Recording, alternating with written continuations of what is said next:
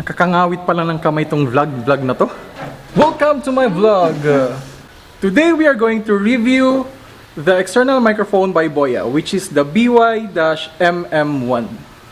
Come and fly away with me. Come and fly away with me.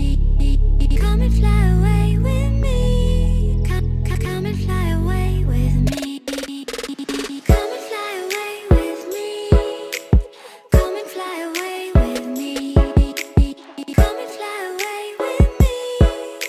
Come and fly away with me. Don't you be afraid, everything will change. You and I jumping off the edge. They say dreamers never die. So welcome back to my vlog, and today we are going to make an audio test using the Boya MM1 external microphone. So the audio that you are listening to right now is coming from the internal microphone of the Fujifilm X-T200.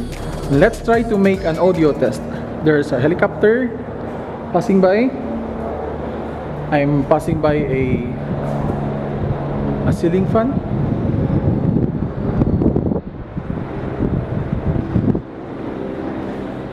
Stamping my feet, so you will be able to hear other noises. We'll try to do the same, except that maybe we won't be able to hear the helicopter anymore.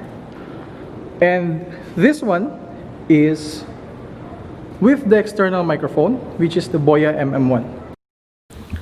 And this is now with the Boya MM1 microphone.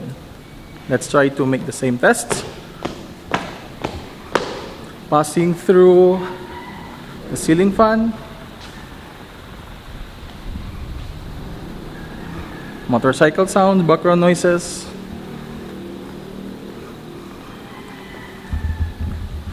I'll continue to walk around to capture other background noises. So I hope this will be able to help you decide whether you're going to purchase the Boya MM1 external microphone, especially for those who are in a tight budget na gusto nyo munang mag-umpisa sa simple one and be able to test if okay po ba talaga yung microphone. And so that's it. This is Mark Jason, and don't forget to like and subscribe. And I hope that this video was able to help you in terms of deciding whether you're going to purchase the external microphone by Boya. And this is the Boya MM1.